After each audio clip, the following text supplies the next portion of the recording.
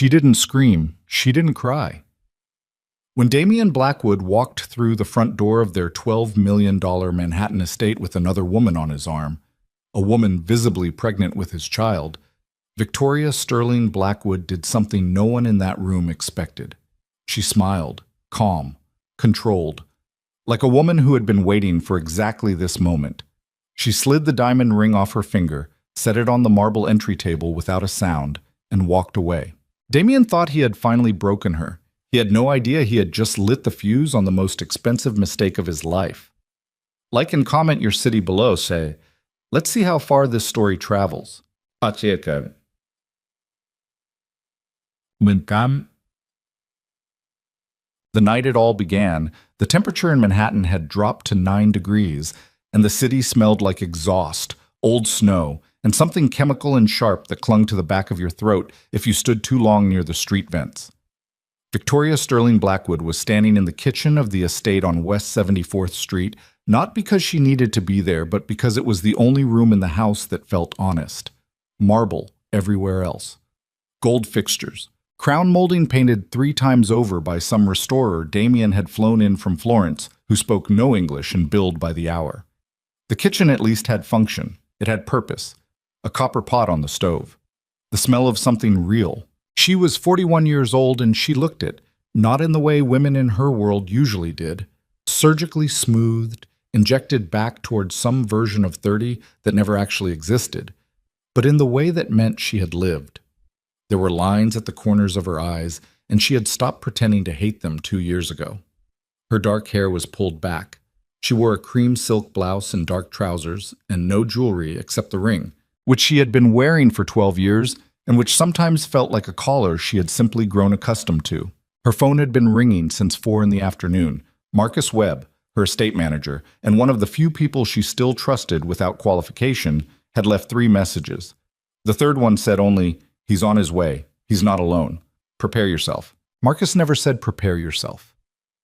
In 9 years of working together, through audits and legal challenges and the kind of quiet financial disasters that Damian generated the way other men generated dirty laundry, Marcus had never once used those words. That alone told her everything. She turned the stove off. She dried her hands on a dish towel. She walked to the front of the house. She heard the cars before she saw the headlights. 2 black SUVs coming up the private drive, moving faster than they should have on the ice.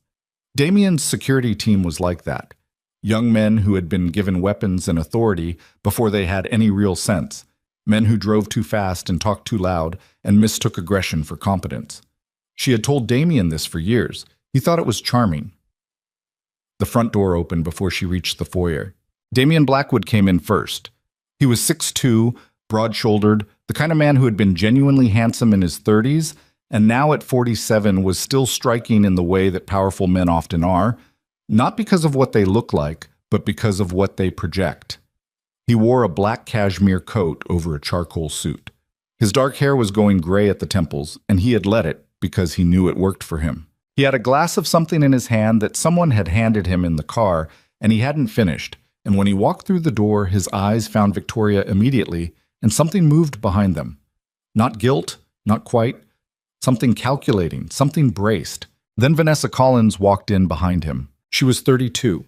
She had worked in corporate acquisitions at a firm Damian had invested in heavily 3 years ago, which was how they had met, or at least how the meeting had been explained to Victoria at the time as a professional dinner, a useful contact, nothing worth mentioning twice. She was tall, and she wore a long camel coat that was unbuttoned, and beneath it, unmistakably, the rounded shape of advanced pregnancy. 7 months, Victoria estimated. Maybe 8. Behind Vanessa came 2 of Damian's bodyguards. Then his personal attorney, Raymond Cho, who was a compact Korean-American man in his 50s, who had the eyes of someone who had seen too many rooms like this one and had long since stopped feeling anything about them. Raymond was holding a leather folder, and he did not look at Victoria. 3 household staff had gathered at the edge of the foyer. Marcus was at the top of the stairs. No one spoke. Damian looked at Victoria and spread his hands in a gesture that was somehow both apologetic and triumphant, the gesture of a man who has rehearsed something and is now performing it and knows the audience is watching. "Victoria," he said. That was all. Just her name. As if the rest of the sentence was already obvious. Damien, she said. He looked at Vanessa. Something passed between them. A nod, a small movement, the signal they had worked out in advance. Vanessa put one hand on her stomach and lifted her chin slightly. This is Vanessa, Damien said. You know who she is? Victoria said nothing. She's going to be staying here, he said. I want the East Wing prepared. Her own suite. Her own staff access. We'll handle the formal arrangements through Raymond. He glanced toward his attorney, who still hadn't looked up. I wanted to do this in person, face to face. I think you deserved that. One of the household staff made a small sound and immediately suppressed it. Victoria looked at Damien for a long moment. Then she looked at Vanessa, who was watching her with an expression that was somewhere between defiance and dread. The expression of someone who had told themselves a story about this moment and was not entirely sure the story was going to hold. Victoria looked at the ring on her hand. She had chosen it herself, actually. Damien had offered to take her to a jeweler, but she had already known what she wanted. A square-cut diamond, 3 carats, platinum band, no ornamentation, clean lines, something that would last. She had worn it through 2 miscarriages and 1 bout of illness that had kept her hospitalized for a week, and through every dinner party and charity gala and board meeting where she had stood beside this man and made him look legitimate. She pulled it off her finger. The sensation was strange, a ring of compressed air where it had been, her skin already beginning to remember what it felt like without it. She set it on the marble table by the door. The sound it made was very small. I'll have Marcus prepare the East Wing, she said. Damien blinked. Whatever he had expected, tears, a scene, raised voices, something he could use, this was not it. That's, he started. Get some rest, Victoria said. It's late. She walked past him, past Vanessa, past Raymond Cho, who finally looked up, and whose eyes, when they met hers, contained something she did not expect from him. Recognition. As if he knew something she did not, or as if he had just realized something about her that he had missed until now. She climbed the stairs.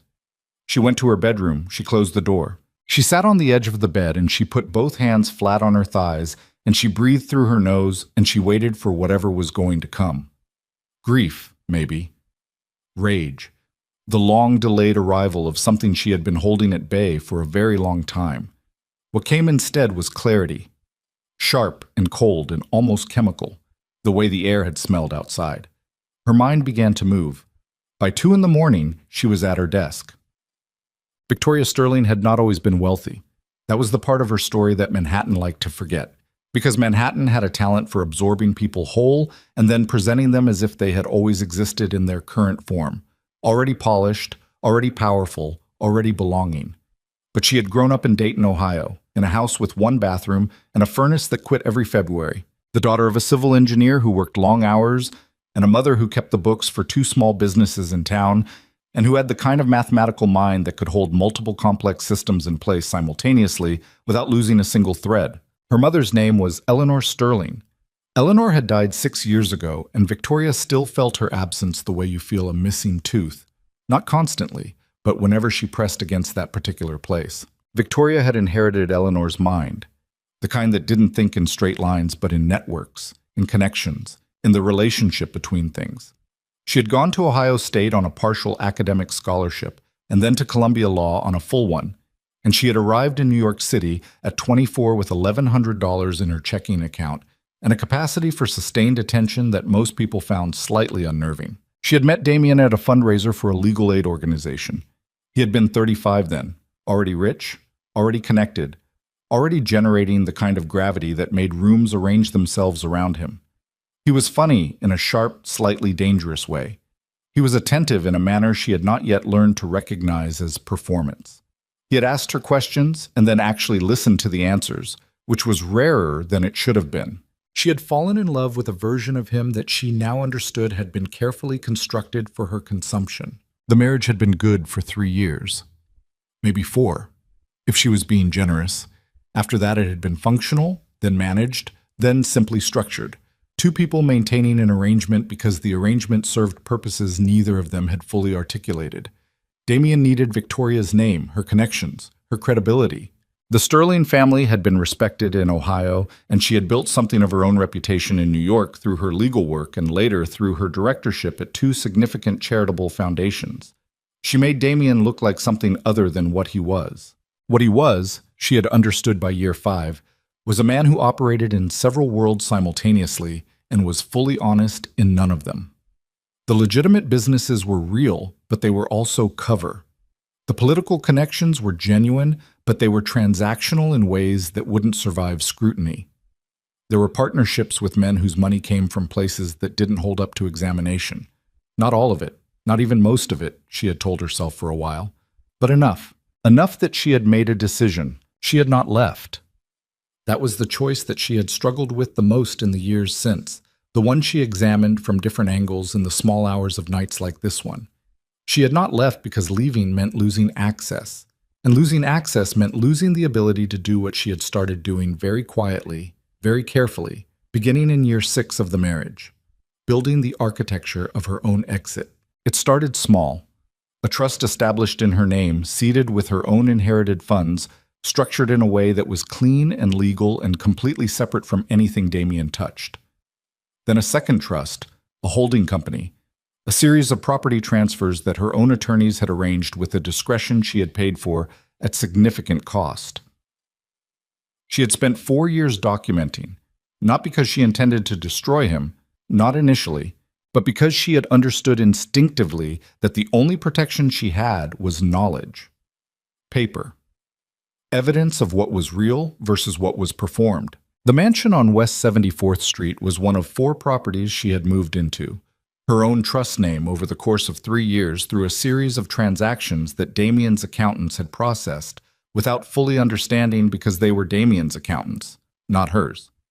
He had signed documents he hadn't read because she had always handled the administrative complexity of their shared holdings, and he had considered this the natural order of things. The East Wing he had just promised to his pregnant mistress was housed in a building that Vanessa Collins, Raymond Cho, and Damien Blackwood himself did not yet know was no longer Damien Blackwood's to give. Victoria sat at her desk at 2 in the morning, and she opened her laptop and she began composing the first in a series of emails that would take 11 days to complete their full effect. Marcus Webb was 54, and he had worked for the Sterling family before he had ever worked for anyone named Blackwood. He had managed Eleanor Sterling's modest affairs in Dayton during her later years, and when Victoria had moved to New York and eventually married, and eventually begun accumulating the complexity that required someone like Marcus full-time, she had brought him with her. He occupied a peculiar position in the Blackwood household, trusted by Victoria completely, acknowledged by Damien as useful, understood by neither of Damien's people as the central pillar of operational intelligence that he actually was. At 6 in the morning, he knocked twice on Victoria's study door and came in without waiting because she had already texted him. He was a big man, Marcus, the kind of big that came from decades of physical labor before he had transitioned into management, broad across the back with hands that still looked like they belonged on a construction site.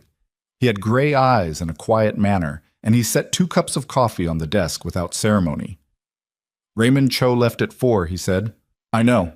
He took a photograph of the front entry table before he left. The ring. Victoria looked up from the laptop. He was standing in the foyer at 3:47 a.m., taking photographs. Of the ring, she said. Of the ring. And the surrounding area. Wide shot, close shot. She thought about that. They're building a narrative, she said, that I accepted this, that I walked away voluntarily, that the terms were civil. That would be my read. They're going to try to use the next 48 hours, she said. Establish possession, establish occupancy, create a factual record that the household was transferred in the context of a mutual agreement. Marcus nodded. He had understood this already. He was nodding not in response to new information, but in confirmation that their assessments aligned. Who's in the East Wing now? 2 of his staff. A woman named Briella, who is Vanessa's personal assistant, and a man I don't recognize who arrived with the second car. He's been in the East Wing study since 11. Get me photographs. Marcus put his phone on the desk. He had already taken them. Victoria scrolled through. The man she didn't recognize was lean and dark-haired, mid-40s, with the particular stillness of someone accustomed to being in rooms where things were being decided. He was sitting at the desk in the East Wing study with a laptop and what appeared to be a set of printed financial documents. "Do you know him?" Marcus asked. "I've seen him once," Victoria said. 18 months ago, at a dinner Damien held at the Pierre. He was introduced as a consultant from Chicago. He didn't give a last name and I didn't push it. Chicago consultant. Chicago, yes. Marcus's expression didn't change, but something behind it did, a slight recalibration. They both knew what Chicago consultant meant in the context of Damien's network. How long before they realize the East Wing is in the trust? Depends on how careful their title search is, Victoria said. Raymond is good. He'll find it within 36 hours if he's looking directly. If he assumes the transfer paperwork is what it appears to be, longer. And the accounts? Victoria looked at the laptop screen. I've already sent the first 3 instructions. The holding company accounts will begin restriction at 9 a.m. The property management company that handles the nightclub leases will receive a change of authority notice this morning. And I've authorized Marcus Webb Consulting to conduct a full operational audit of the estate accounts, which is something you and I set up the framework for 2 years ago and which I'm now formally activating. Marcus picked up his coffee. He drank it slowly. Victoria, he said. Marcus, are you all right? She looked at him. It was an honest question from someone who had known her long enough to ask it without it being sentimental. No, she said, but I'm going to be. He nodded. He stood up. At the door he paused. There's one more thing, he said. Vanessa Collins. I did the research you asked me to do 6 weeks ago. You have the file. I have the file.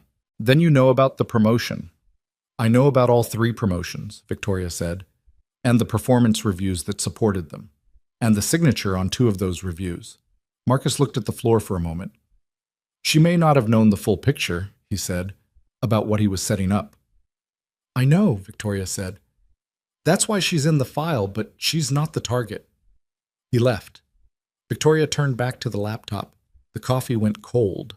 She didn't notice. Damien slept until 9:30, which was later than usual, which told her he had been drinking after she went upstairs. She had heard it, the particular acoustic pattern of a man moving through a large house in the dark, the soft percussion of a cabinet opening, the heavier closing of it. She had lain in the dark and listened and felt nothing that she could name or nothing she was willing to name yet, and eventually she had gone back to the desk. He appeared in the doorway of the breakfast room at 9:45, dressed but disheveled in the specific way of men who have slept in their clothes and think a shower covers it. He looked at her across the table with an expression she recognized. The morning after expression, the recalibration, the reassessment of what had happened the night before and how it had gone versus how he had expected it to go. She was eating toast and reading a document on her phone, and she looked up when he appeared and then looked back down. You didn't have to sleep in the study, he said. I was working. Victoria. He came into the room. He sat down across from her, which was not what she expected. She had expected him to stand, to maintain the posture of the confrontation from the night before. Instead, he sat and he put his forearms on the table and he leaned forward slightly, and his voice when it came was quieter, almost reasonable. I know this is hard. She said nothing. I know this is not what you wanted. I know that. But I needed to do this the right way. I needed to be honest with you rather than, you brought her to our home, Victoria said. You had Raymond photograph the entry at 4 in the morning. You have a Chicago consultant in my East Wing going through financial documents. Damien's expression shifted slightly. Not guilty, more like recalculating. What are you going to do? He said. It was a genuine question. She could hear it. After all the performance of the night before, the staged entrance, the calculated humiliation, this was the real conversation, the one he needed to have to understand how much danger he was in. Victoria looked at him for a long moment. I'm going to finish my toast, she said. She looked back down at her phone. He sat there for another full minute. She could feel it, the effort to read her, to find the angle, to understand what the absence of visible reaction meant. Damien Blackwood had built his entire life on his ability to read people. He had always believed he could read her. The fact that he couldn't was the most dangerous thing about him, because men who believe they can read you do not prepare for the possibility that you have been reading them for years. He left without speaking. 20 minutes later, she heard him on the phone in the hallway, his voice low and taut, saying Raymond's name twice. The first call came at 11:43 from a man named David Reeves, who was the managing director of a real estate investment group that Damien had a 40% stake in. David was 60, cautious, the kind of businessman who had survived 30 years by being attentive to early signals. He called Victoria's private cell, not Damien's line, which told her everything about why he was calling. "Victoria," he said without preamble, "I need to understand something about the Hendricks Avenue property." "What would you like to understand, David?" "Raymond Cho called me an hour ago asking me to transfer signature authority on the operating account to Damien directly, away from the Sterling Blackwood Management Trust." A pause. "I just pulled the original trust documentation. Victoria, the trust requires your co-signature for any authority transfers. Raymond either doesn't know that, or he's hoping I don't." "Which do you think it is?" Another pause, longer. "I think he knows," David said. "And I think he's hoping I'll process it quickly before anyone looks too hard." "Don't process it," Victoria said. "I wasn't going to." He was quiet for a moment. "How bad is this going to get?" "Unclear," Victoria said, "but I'd recommend reviewing your exposure in any shared holdings before the end of the week." She could hear him exhaling slowly. "The Chicago situation," he said. "Is that connected?" She paused. "What do you know about the Chicago situation, David?" "Not much," he said. "Nothing I'd want to say on this line." "Then review your exposure," she said, "and call your own attorney. Today." She hung up. But by noon, 4 more calls had come in. 2 were from business associates running versions of the same errand that David Reeves had described. Raymond Cho making rapid attempts to move assets, transfer authority, shift the structural landscape before anyone could stabilize it. One was from a woman named Patricia Huang at the foundation board, calling to ask carefully worded questions about the status of Victoria's directorship. And one was from a number. Victoria didn't recognize that she let go to voicemail and then listened to in her car with the engine running and the heat turned up. The voicemail was from a woman named Dr. Claire Lawson, who identified herself as the attending physician at New York Presbyterian who had treated Victoria during her hospitalization 3 years ago. The message was short and precise and completely unexpected. "Ms. Blackwood, this is regarding a matter that's come to my attention that I believe you should know about. Please call me at your earliest convenience. It concerns your husband and certain communications he made during your care. I want to be careful about how I share this. Please call." Victoria sat in the car for a long time. Then she called Marcus. "The physician," Marcus said before she could speak. "I was going to tell you. How long have you known?" 2 days. I got a separate inquiry through a contact I have at the hospital. Someone asking questions about whether Damien had ever tried to access your medical records during that period." Victoria stared through the windshield at the gray February street. A woman was pushing a stroller through the slush. 2 men in hard hats were eating sandwiches in front of a scaffolded building. Normal. Everything was completely normal. "He was asking about my prognosis," she said. "Not a question." "That's my read," Marcus said.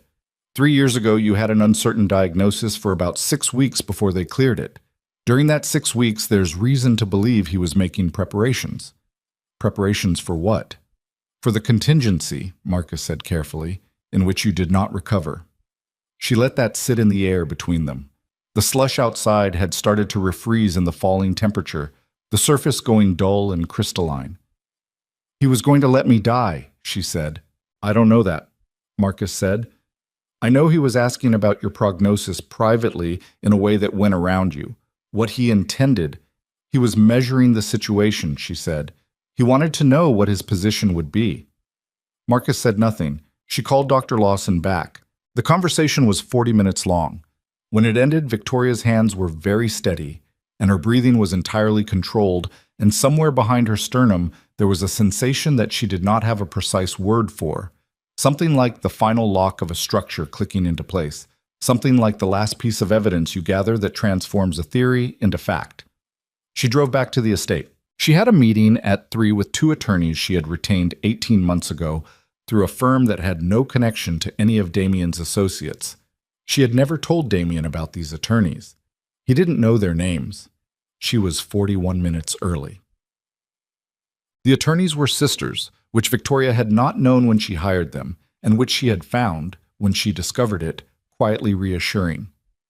Elena and Sophie Marchetti, both Columbia Law, 12 and 9 years of practice respectively, both with backgrounds in complex asset litigation, and both with reputations for a kind of sustained methodical pressure that opposing counsel found deeply uncomfortable.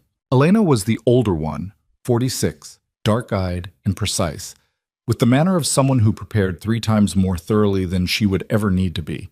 Sophie was younger but had the sharper instincts, the ability to read a room's architecture in moments. Together they operated the way a pair of systems operates when they have been designed to complement each other.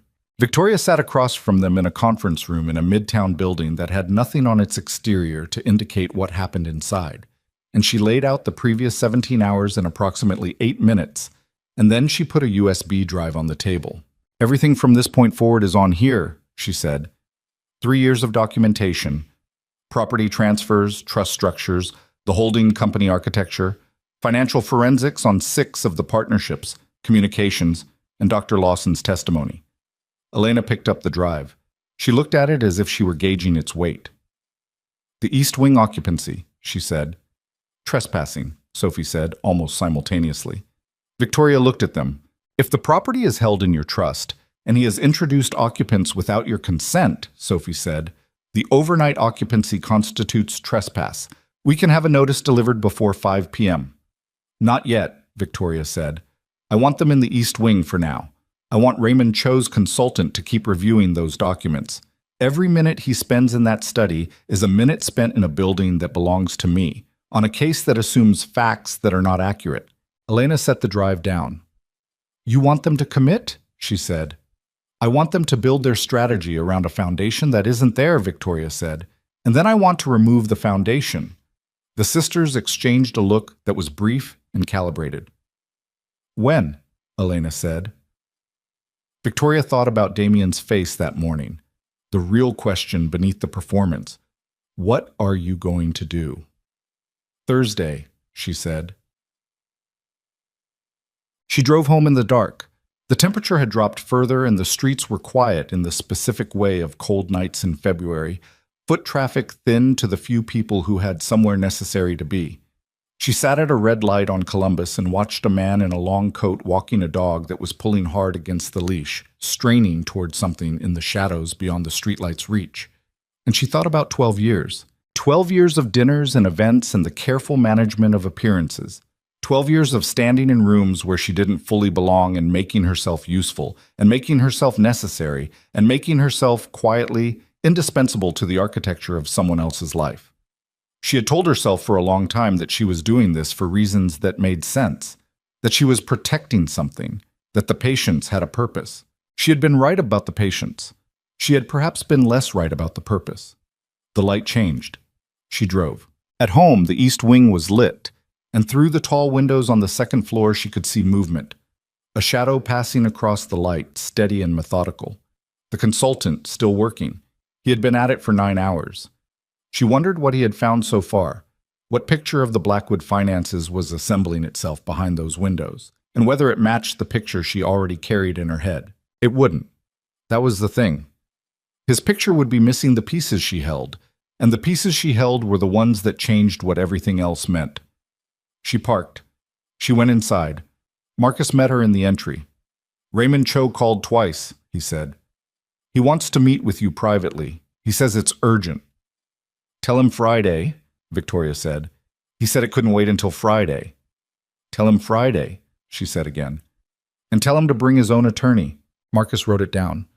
"Vanessa Collins came out of the East Wing at 4, he said. She stood in the East Corridor for about 10 minutes. I think she wanted to talk to someone. Then she went back." Victoria paused on the stairs. "Is she eating?" Marcus looked up from his notepad. "She's pregnant," Victoria said. "Make sure she has food." He nodded slowly. "I'll arrange it." She went upstairs. She changed out of her clothes and she sat on the bed, and she let herself, for exactly 11 minutes, feel everything she had been not feeling since the moment she had pulled the ring off her finger. It was not pleasant. It was the particular grief of someone who had loved someone and then watched the thing they loved reveal itself as something else. Not transformed, but clarified. the original shape finally visible beneath all the layers of what she had chosen to believe. She had loved him once. That was real. The love had been real even if he had not been, and the loss of it was a specific kind of wound that didn't care about preparation or documentation or legal strategy. She let herself have 11 minutes, then she washed her face and went back to the desk. There were 14 messages to respond to. She responded to 12 of them. The other 2 could wait until Thursday, because on Thursday, the accounts were going to freeze, the property management authority was going to shift, and Raymond Cho's Chicago consultant was going to open a document on his laptop in the East Wing study that would tell him exactly who held title to the building he was sitting in, and it would not be the name he expected. Victoria opened the laptop. She began to type. Somewhere on the floor below her, in the East Wing she had decided not to reclaim yet, a man was building a legal strategy on the assumption that Damian Blackwood still owned everything. And in the quiet of the study where she had spent 11 hours documenting the end of someone else's empire, Victoria Sterling Blackwood was doing something much more dangerous than fighting back. She was waiting. And then, at 11:48, her phone rang. The number was blocked.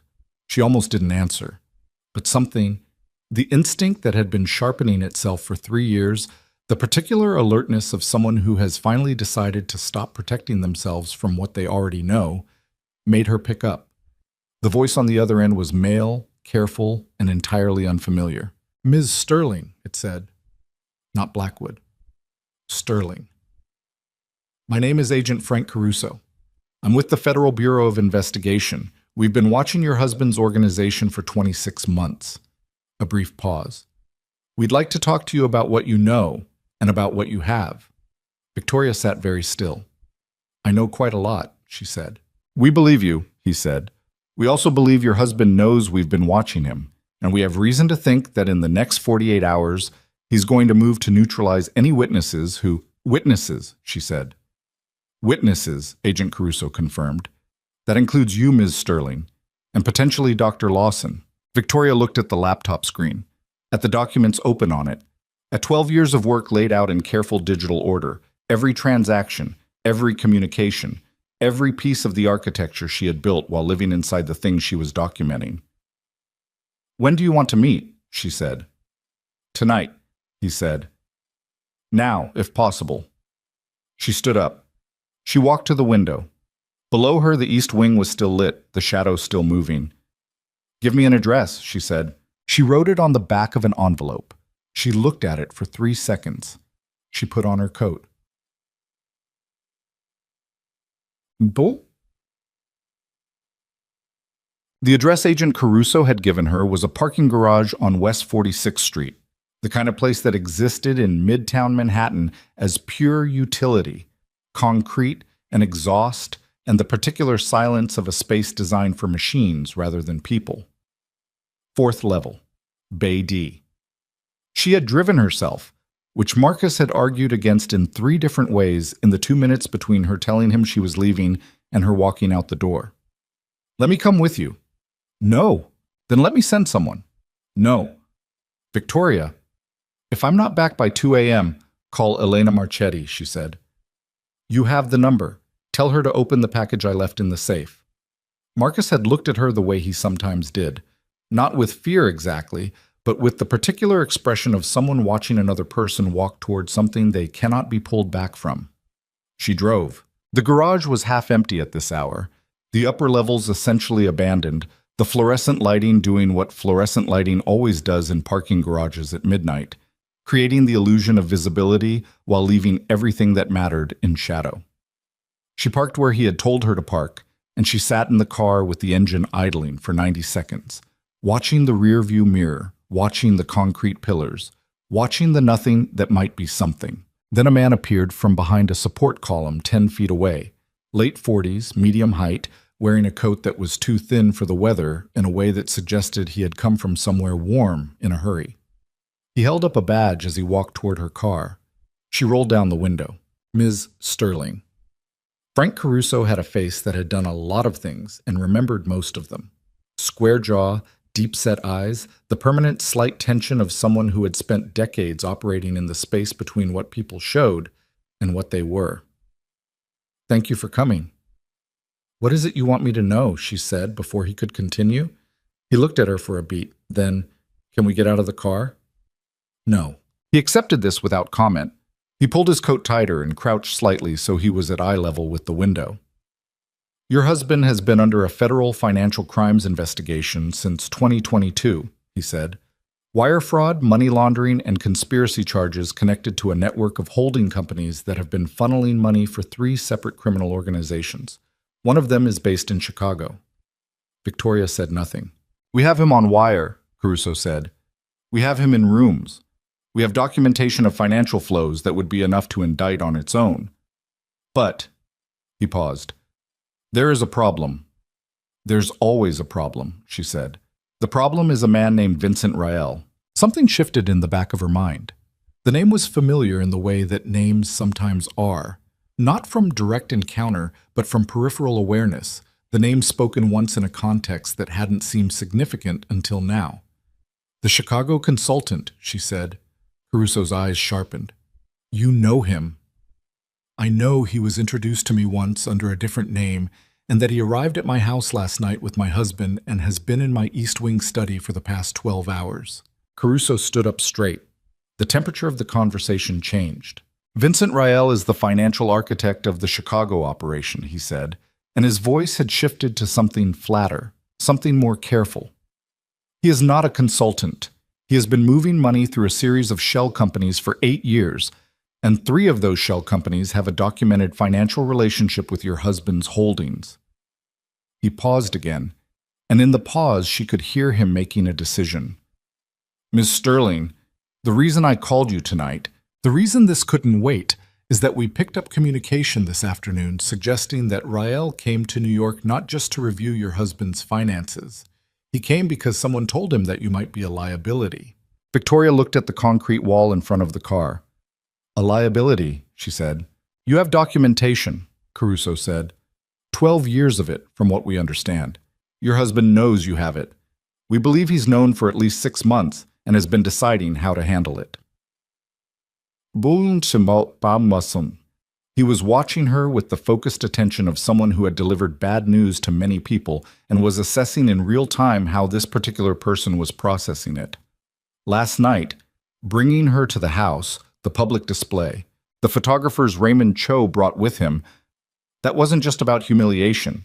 That was designed to force a reaction, to push you into doing something visible, something they could use. To push me out of the house, she said. And into the open, Caruso said. Away from your security, away from your people, in an emotional state that would make you, in their calculation, more likely to make contact with attorneys, journalists, or investigators in a way they could monitor and preempt. Victoria sat with that. How long have you known I had documentation? She said. 6 weeks. And you waited 6 weeks. We needed to know whose side it would land on, he said. We needed to know if you were going to try to protect him or whether I was him, she said flatly. Caruso didn't flinch. It's a question we have to ask. And what's your current answer? Our current answer is that you've spent 3 years building a legal and financial architecture that is designed to separate you from his activities, protect yourself and specific third parties, and document misconduct in a form that would be useful to a legal proceeding. He looked at her steadily. People who are trying to protect someone don't do that. She turned and looked at him through the window. What do you need from me? Cooperation, he said. And time. We need to move carefully. If Rael believes you've made contact with federal investigators, we believe he will move to accelerate whatever Damien has planned. So I go home, she said. You go home. You maintain the appearance of someone managing a personal situation. You do not signal anything unusual. I am managing a personal situation, she said. I know. I'm asking you to manage it in a way that doesn't put Dr. Lawson or Marcus Webb in a dangerous position. That landed. She felt it. 24 hours, Caruso said. Give us 24 hours to get an emergency protective order that will effectively freeze Rael's ability to act on anything he finds in that study. After that, we'll be in a position to move openly. Victoria looked at her hands on the steering wheel. Damien knows you're watching him, she said. Yes. And he brought Rael into my house anyway. Yes. That means he doesn't believe you have enough, she said. Or he doesn't believe I'll cooperate. Caruso said nothing. The silence confirmed it. 24 hours, she said. She rolled the window up and drove home. Jishek. The East Wing lights were still on when she arrived. 1:47 a.m. She went in through the side entrance Marcus had left unlocked, and she went upstairs without going near the east corridor, and she sat in the dark of the bedroom for a while, not thinking, or thinking in the particular diffuse way that happens after a certain point of exhaustion when the mind keeps moving but loses its sharp edges, processing without deciding, turning things over without resolution. At some point, she slept. She woke at 6:15 to the sound of voices in the corridor below the bedroom, not the east wing, the main corridor, and she lay still and listened and identified Damien's voice and another one, quieter, and the particular clipped rhythm of the second voice identified it before she placed the speaker. Rael. She rose. She did not dress. She stood at the bedroom door and she could hear them more clearly now. The conversation carrying up the stairwell the way sound does in old houses through the architectural channels that the builders created without meaning to. The Hendricks Avenue account was locked by noon, Rael was saying. His voice had the flat informational quality of someone accustomed to delivering bad news as pure data. The change of authority request was declined. The property management authority transfer also declined. She's been moving since last night. She's reacting, Damien said. She's scared. This is not a scared person, Rael said. A scared person liquidates and runs. She's not liquidating anything. She's locking structure in place. A pause. Damien, I need you to understand something. I pulled the chain of title on the East 74th property last night. Silence. This house, Rael said, this house is held in a trust, Sterling Family Holdings, LLC. It was transferred 14 months ago. Raymond processed the paperwork. More silence. Raymond processed it, Damien said, and his voice had gone flat in a way she had heard before, the particular flatness that preceded something she had spent years learning to diffuse and now had no interest in diffusing. Raymond processed it, Rael said. Either he didn't understand what he was signing or what? Or he did. The silence that followed was long enough that Victoria began to wonder if they had moved. Then Damien's voice came again, very quiet. You're telling me I don't own my house. You own your stake in 8 other properties.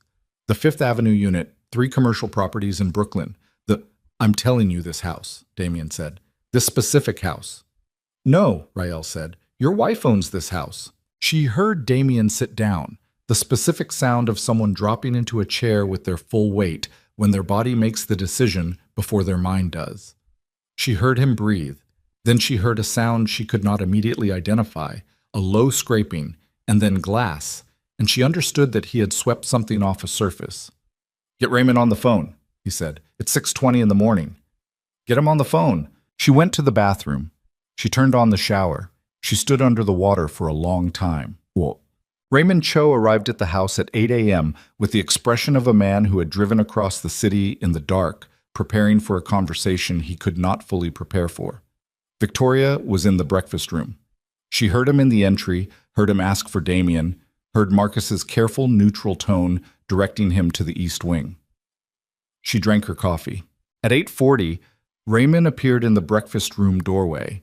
He looked tired and something else, something that on another man she might have called shaken, but Raymond Cho did not shake easily, so it presented instead as a kind of fundamental stillness, the stillness of someone who has realized the ground under their feet is different from what they thought it was. Victoria, he said. Raymond. He came in and sat across from her, which was the same choice Damien had made the previous morning, and she wondered if this was a strategy or just the instinct of men who had underestimated her and were revising that assessment in real time. I'd like to explain the property transfers, he said. You don't need to explain them to me, she said. I know exactly what they are. I executed them. He stopped. I meant I'd like to explain my role. She looked at him. Did you know what you were processing? Raymond Cho had been a corporate attorney for 28 years. He had a reputation for precision and for the careful management of professional ethics in circumstances that frequently tested them. She had always respected that about him, in the abstract, in the way you respect qualities in someone you are opposed to. No, he said. Not fully. And now? Now I understand that I have spent the past 6 months processing documentation that your husband represented to me as routine restructuring, and that the documentation as executed has a different effect from the effect he described. Has a different effect, she said. Victoria. He leaned forward slightly. I have an obligation to my client, but I have a separate obligation that supersedes that. If I have been used to execute instruments that I was not properly informed about, then I have a problem that extends beyond Damien's interests. You have a bar problem, she said. Yes. He held her gaze. I wanted you to know that I became aware of the full picture late last night, and that I have not yet communicated that awareness to Damien. She studied him. Why are you telling me this? Because Rael is not here to manage finances, Raymond said, and his voice had dropped to something that was almost private, the kind of tone you use when you are aware of the acoustics of a room. He's here because Damien asked him to come. Before last week. Before Vanessa. Rael was coming regardless. He paused. I've been Damien's attorney for 11 years. I've managed a great deal of complexity in that time. What Rael represents is not complexity. It's a different category of situation. And I am not willing to be in that room when it arrives. Victoria set down her coffee cup. Raymond, she said, are you telling me you want out? He looked at his hands. I'm telling you that I'm going to file a notice of withdrawal from Damien's representation this morning, citing irreconcilable conflicts. And I'm telling you that before I do, I want you to know that whatever documentation I have that is relevant to your interests, I will make available through proper channels. She was quiet for a moment. You have 48 hours before the federal situation becomes visible, she said. Not a question. Raymond looked up at her sharply. She let him calculate what she knew and how she knew it. Yes, he said finally. Then file your withdrawal, she said, and call Sophie Marchetti. Tell her I referred you. She'll explain the proper channels. He stood. He buttoned his jacket. At the door he stopped. For what it's worth, he said, I don't think he ever understood what he had in you. I know, Victoria said. That was always the problem. Damien found her in the garden at 10. The garden was not designed for February, but it was a summer thing. The beds bare and black with cold, the fountain turned off and covered. She stood near the stone wall with her hands in the pockets of her coat, and she watched him come across the dead grass, and she thought he looked, for the first time in all the years she had known him, like someone who was losing. Not defeated, not broken, but losing, which is different. Losing has momentum to it, the awareness of direction, the sensation of the ground moving beneath you. Raymond is gone, he said. I know. You talked to him. He talked to me, she said. Damien stopped 2 feet away from her. He was not angry, which surprised her. Or he was something past anger, something that had moved through the heat of it and come out the other side as something colder and more considered. What do you want? He said. What do I want? She repeated. From this. From all of this. What is the outcome you're looking for? She looked at him. At the face she had known for 14 years, first as the face of someone she had believed in, and then as the face of someone she had been managing, and then, for longer than she wanted to admit, as the face of something she had simply gotten used to. The gray at his temples, the lines the drinking had put in around his mouth, the eyes that were still sharp, still calculating, because Damien Blackwood's intelligence was real, even when everything else about him was constructed. I want my life back, she said. Your life back, he said. You mean I mean my actual life, she said. The one I stopped living around year 6 of this marriage when I realized what you were and decided to stay anyway, because I convinced myself I had reasons. She looked at him without heat, without the tears he had counted on, with a clarity that she could feel in her chest like something structural. You wanted to humiliate me. You wanted me to react. You brought Vanessa here as a weapon because you thought my pride would make me careless. He said nothing. I'm not careless, she said. I never was. Victoria, Rael is in my house, she said. You put him there. That tells me everything about what this week was supposed to be. She paused. How long has he been talking to the Chicago organization about me? Damien's expression went very still. I'm going to ask you one more time, she said, and her voice did not rise, did not crack, did not give him anything he could use. How long has Vincent Rael been in communication with whoever it is you owe in Chicago about how to manage the problem of your wife? Silence. Damien. He looked away. He looked at the dead garden. He looked at the stone wall and the city beyond it, and then he looked back at her with an expression that she understood was as close to honest as he had been in years. 3 months, he said. The cold came up through the ground and through the soles of her shoes, and she stood in it and she breathed. And what was the plan? She said. It wasn't... He stopped. His jaw tightened. It wasn't what you're thinking. What I'm thinking, she said, is that you were going to use the next 48 hours to move assets, compromise my legal standing, and place me in a position where I would either accept terms or face challenges from sources I couldn't respond to through normal channels. What I'm thinking is that Rael is not a financial consultant. And what I'm thinking is that you told him about my documentation. Damien's face told her everything she needed. You told him, she said. The garden was very quiet. How much does he know? She said. Enough, Damien said, and his voice had gone hoarse. He knows enough. Victoria looked at her husband for a long moment. The man who had walked into her home the night before with another woman on his arm and believed that the sight of it would break her. The man who had been managing a different problem for 3 months, the problem of what to do about his wife who knew too much, who had been too patient, who had been quietly building a case while standing in the same rooms as him. She had thought the FBI call was the last piece of information she needed. She had been wrong. Rael is going to move on whatever he found in that study, she said. Not in 48 hours. Today. She pulled out her phone. She called Caruso. He picked up on the first ring.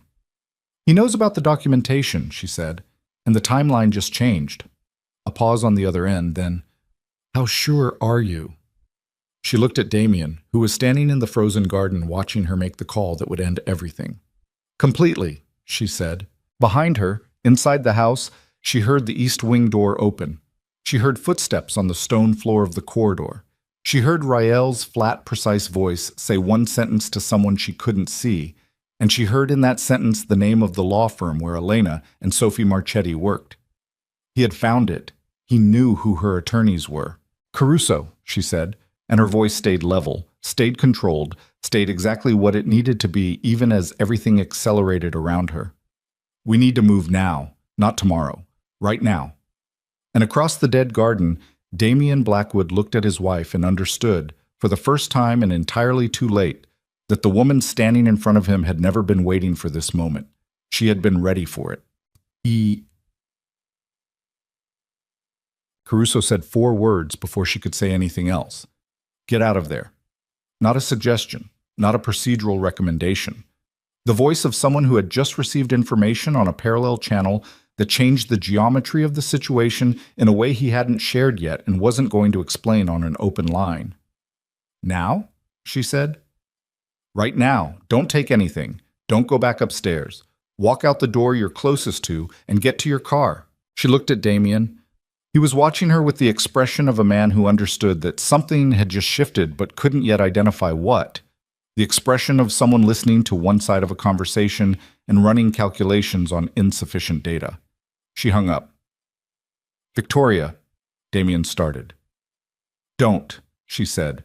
She walked back across the dead garden toward the side door, the one she had used at 2 in the morning, the one that opened onto the staff parking area where her car was still sitting from the night before.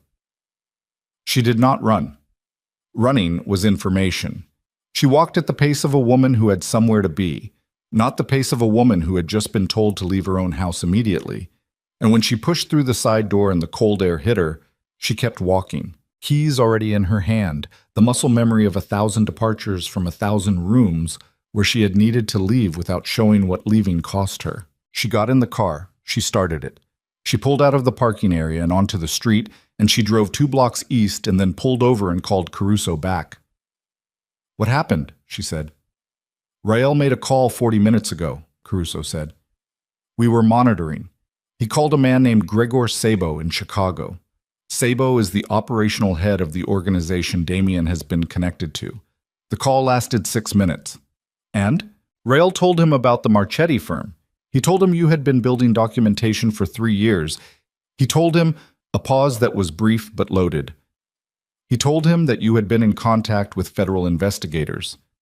Victoria's hands were very still on the wheel. How did he know that? She said. The pause this time was longer. Caruso. We're looking into it, he said. How did Vincent Rael know that I had been in contact with federal investigators? The silence on the line was the specific silence of a man who was choosing between two forms of honesty, the partial and the complete, and who had just made the decision. There may be a communication problem on our end, Caruso said. We are actively investigating. That's all I can tell you right now. She sat with that. A communication problem. The careful bureaucratic language of someone telling you that there is a leak without using the word, without saying the thing that changes everything, without giving you the sentence that makes the last 12 hours rearrange themselves into a shape you don't want to look at. Someone in Caruso's operation had told Rael that she had made contact, which meant that when Caruso had called her last night, the blocked number, the parking garage, the 48 hours, some part of that operation had not been contained. Am I still protected? She said. Yes, he said immediately, and she noted the immediacy. Are my attorneys protected? We're sending agents to the Marchetti office now. Marcus Webb. Yes. Dr. Lawson. Yes, already done. She was contacted 20 minutes ago. Victoria looked at the street. A cab went by. A woman in scrubs was walking a bicycle along the sidewalk, head down against the cold. The normal world, continuing. Caruso, she said. If someone in your operation communicated my contact to Rael, then the documentation I have is now potentially known to Sabo's organization in Chicago, which means it's a target. The documentation is digital, he said.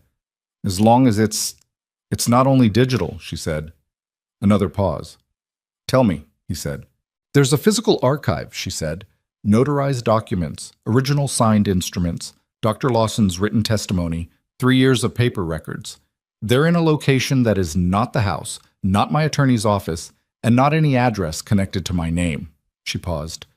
But if Rael has been in that study for 15 hours with Damien's financial records, he may have found the reference. What reference? There's a storage facility, she said. The account is in my mother's name. Eleanor Sterling. It was set up while she was still living. It's the one piece of the architecture I never moved because I never believed... She stopped. She had never believed Damien would actually come for her. That was the honest version. She had built every system, prepared every document, structured every trust and transfer and legal instrument with the precision of someone who expected to need it, and then at the deepest level she had never fully believed she would. Because to believe it fully would have required believing that the man she had married was capable of something she was not willing to name. She was willing to name it now. I need to get to that facility, she said. I'm sending 2 agents with you. They'll be visible. That's the point, he said. Ms. Sterling, don't go alone, please. She had the keys in her hand. She was already pulling back into traffic. Tell them to meet me at the corner of West 34th and 10th, she said. 5 minutes. The storage facility was in a building in Chelsea that had been converted from a garment factory in the 90s. The kind of building that had kept its bones, wide floors, iron columns, ceilings high enough to feel industrial, while acquiring the civilian additions of climate control and security cameras, and the particular cleanliness of a place where people stored the things they couldn't throw away. Eleanor Sterling had taken out the account 12 years ago for her own reasons. Boxes of her husband's engineering documents and family records, and a set of her grandmother's furniture that no one wanted but no one could bring themselves to sell.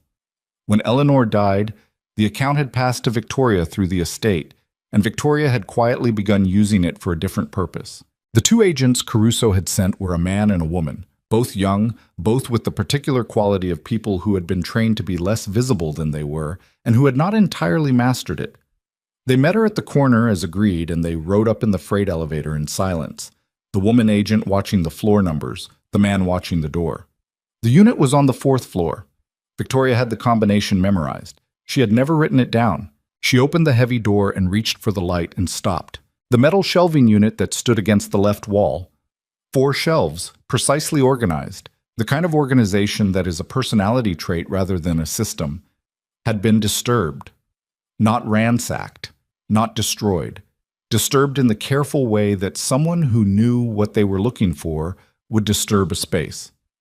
3 of the banker's boxes had been moved and replaced, not in the wrong order, but not quite in the right order either. Close, but not identical to the arrangement she had left them in 8 months ago when she had last been here. The woman agent said, "Don't touch anything." Victoria was already looking at the shelf. The box labeled Correspondence 2019 was in its place. Property Records 2020 was in its place.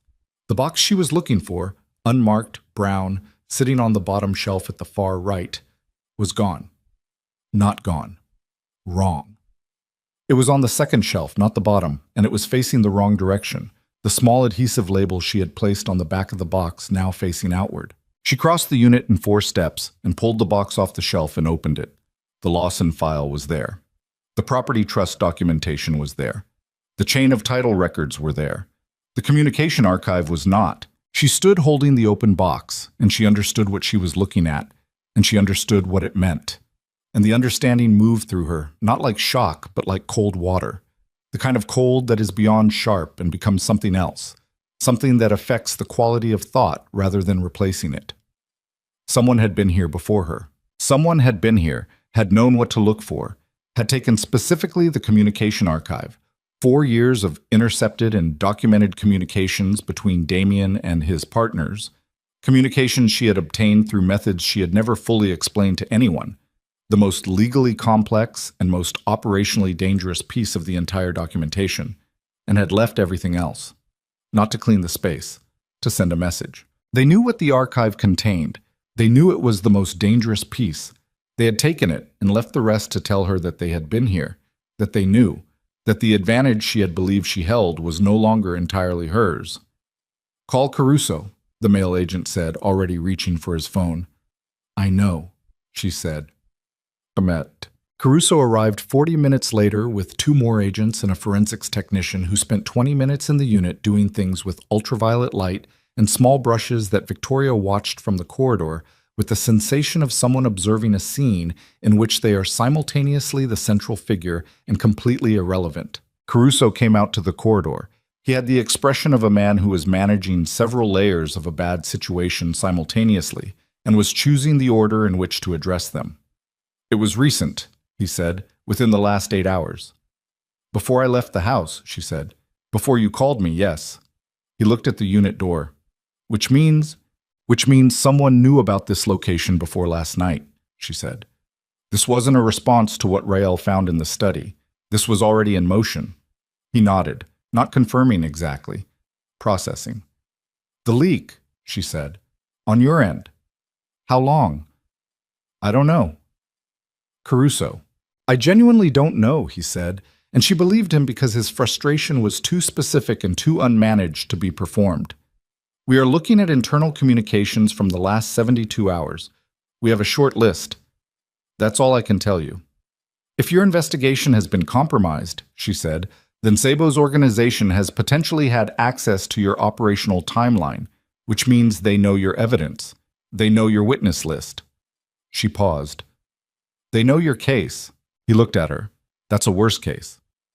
"I'm interested in worst cases right now," she said. He was quiet for a moment, then, "There is something else I need to tell you. It's why I was going to call you this morning before you called me." She waited. "Last night, after our meeting, I ran your husband's communications for the 48 hours preceding the events of Tuesday night, the Vanessa Collins arrival, the staged entrance." He reached into his coat and pulled out a folded sheet of paper and held it out. "This is a transcript of a call Damien made on Monday afternoon to a man named Lester Haynes. Haynes is an opposition researcher who has done work for several of Damien's associates. The call is 42 minutes long." She took the paper. She read the first 2 paragraphs. She stopped. She read them again. The cold in the corridor was the building's climate control, efficient and impersonal, but she felt it differently now. Felt it in the particular way that the body responds to information the mind hasn't fully processed yet. The physical recognition arriving before the cognitive one. "He hired someone to investigate Marcus," she said. 6 months ago," Caruso said. Haynes ran a full background investigation. Financial history, personal relationships, communications. He paused. Including his communications with you. She looked at the transcript, at the words she was reading and the implication underneath them. Damien has a recording, she said. We believe so. Of Marcus and me. A phone call, March of last year, in which you and Marcus Webb discussed the structure of the asset transfers and the purpose of the documentation you were building. Caruso's voice was careful, precise, the voice of someone delivering a diagnosis. If that recording is authentic, and if it is presented in a certain context, it would look like conspiracy, she said. It would look like I was using Marcus to fraudulently transfer marital assets. In a civil proceeding, yes. He has been planning this for 6 months, she said. The words came out flat and informational, stripped of the thing underneath them. The thing that was not grief exactly, but was adjacent to it, in the way that certain betrayals arrive not as new pain, but as the final verification of a fear you have been carrying for a very long time. The Vanessa situation, the staged entrance, Rael in the house, none of that was reactive. This was built. Yes, Caruso said. He was ready for me to fight back, she said. He prepared for it. He wanted me to fight back because fighting back activates the recording. If the recording becomes part of a civil or criminal proceeding, I look like the aggressor, she said. I look like someone who spent 3 years planning a fraudulent asset transfer and used a long-time employee as a mechanism. She set the transcript against the wall. She looked at the forensics technician through the open unit door. And the communication archive that's been taken from this unit. Those are the documents that prove the transfers were defensive, that prove they were responses to documented misconduct. She looked at Caruso. Without the archive, the transfers look like exactly what he'll say they are. Caruso said nothing. He's not trying to win in court, she said. He's trying to make it impossible for me to win. He's trying to put me in a position where I spend the next 2 years defending myself against the very documentation I built to protect myself. And while I'm doing that, whatever he has left, whatever assets he's moved in the last 6 months, goes somewhere I can't reach. She looked at the wall. She looked at the floor. She looked at the corridor light, fluorescent, institutional, humming at a frequency just below conscious hearing. Where's Marcus? She said. He's been contacted. He's safe. He doesn't know about the recording yet. I need to talk to him. Victoria. Caruso stepped forward slightly. Before you do, I need you to understand something about the next few hours. The situation has changed. The protection we can offer you is real, but it has limits, and some of those limits have just become more apparent. If you want to pull back, if you want to take what documentation remains and accept whatever settlement terms, no, she said. If you go forward, I know what goes forward, she said. She looked at him. I've known what goes forward for 3 years, she said. I built for what goes forward. I didn't build for losing the archive, and I didn't build for a recording, but I built for the principle of it. I built for the possibility that everything I prepared would be turned back against me, and I would have to be standing at the end of it with nothing except what I actually know and what I can actually prove. What do you actually have left? He said. She thought about Eleanor Sterling's storage unit and the 3 years of careful, documented, notarized, legally structured work that was sitting on those shelves minus 1 box. She thought about Raymond Cho and the notice of withdrawal he would have filed by now. She thought about David Reeves and his carefully worded call about the Hendricks Avenue account. She thought about Dr. Lawson and the 40-minute phone call and the written testimony that was still in the box on the shelf behind her. She thought about Vanessa Collins standing in the foyer 2 nights ago with one hand on her stomach and an expression that was trying to be defiant and mostly just looked scared. Enough, she said. Maybe, if I use it right. That's not... It's what I have, she said. So it's what I'm working with. She pulled out her phone. She called Marcus. He answered on the second ring, his voice tight in the particular way it got when he was managing something he didn't want to alarm her with. Where are you? She said. At the office. Sophie Marchetti called me. Victoria, what? I need you to tell me something, and I need you to tell me the truth. A pause. All right. The call we had last March, she said. The one where we discussed the asset transfer structure. Do you remember it? Silence. A silence that told her he remembered it. He recorded it, she said. The silence that followed was different. It was the silence of a man understanding something about the last 6 months that had just reassembled itself around a detail he hadn't known was there.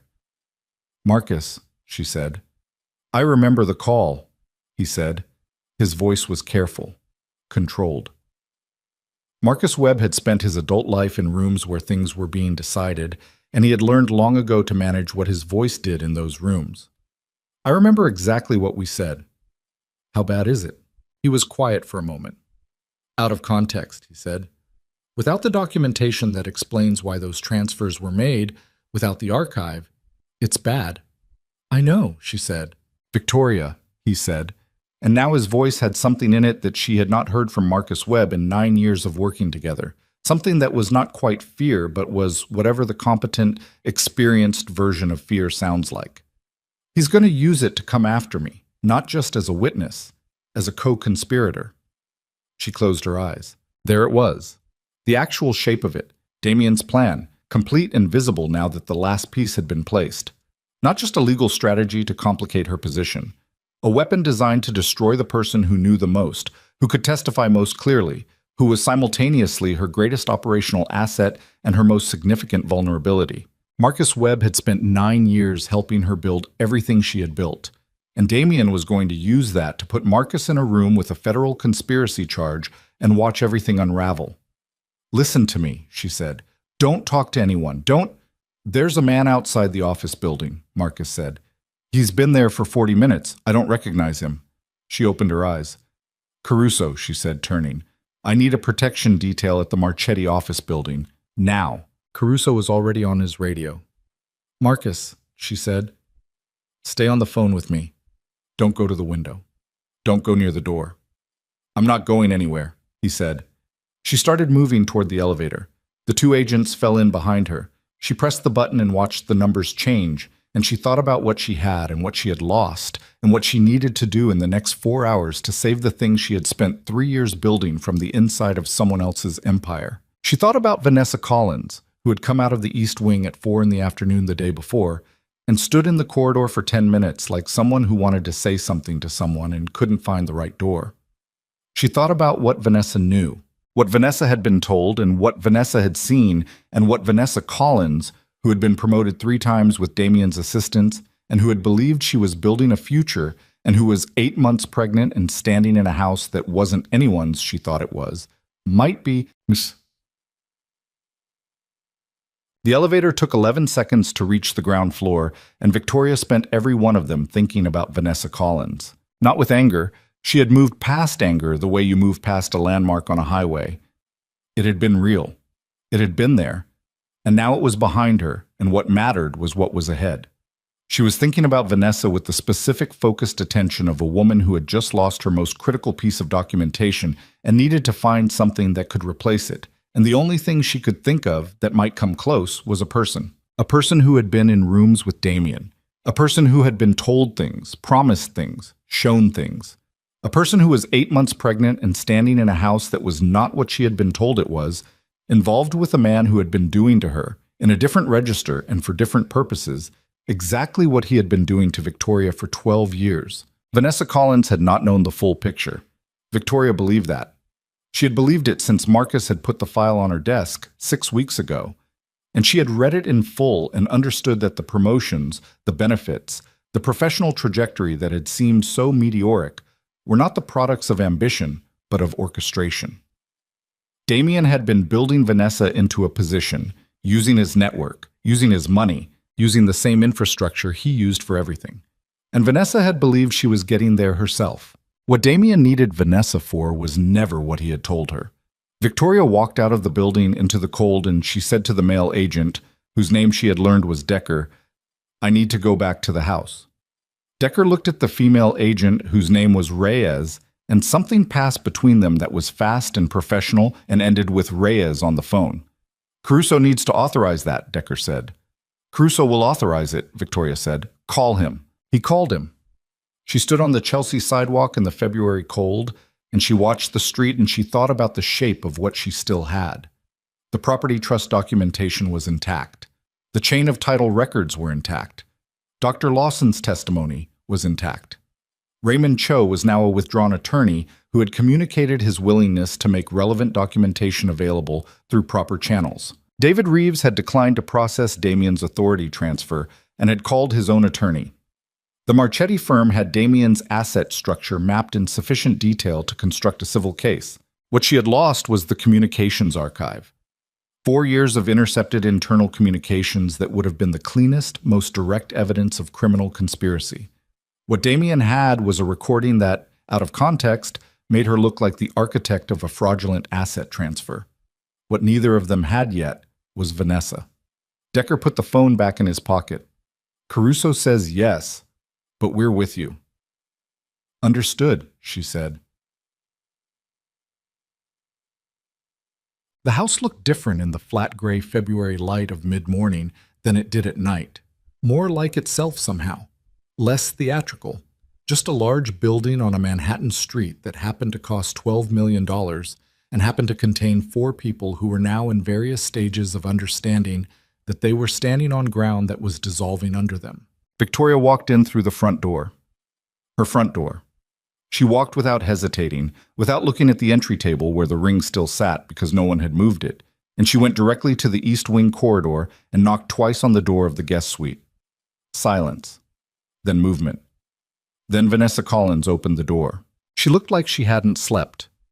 The camel coat was gone, and she was wearing a loose dark dress, and her hair was down and there were shadows under her eyes that had nothing to do with pregnancy fatigue. She looked at Victoria, then at Decker and Reyes standing 6 feet back, and her face went through 3 or 4 things very quickly before settling on the particular careful blankness of someone trying not to show how frightened they are. I need to talk to you, Victoria said. I don't think... Damien is not here, Victoria said. Rael is not here. I'm not asking you for anything that will hurt you. I'm asking for 20 minutes. Vanessa looked at her, at the agents behind her, at the corridor, the house, the situation she was standing in. Come in, she said. The East Wing guest suite had been decorated by an interior designer Damien had hired 4 years ago with a brief that amounted to expensive and European, and it showed. Dark wood, heavy drapes, furniture that was beautiful and slightly uncomfortable in the way of furniture selected for appearance rather than use.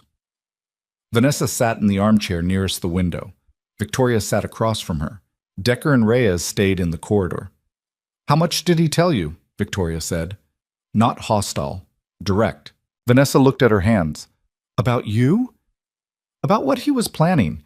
About why he wanted you here. In this specific house. This week. Vanessa was quiet for a moment. He said he wanted to be honest with both of us. He said he wanted to start something real with the baby coming, and that meant being direct. He said that.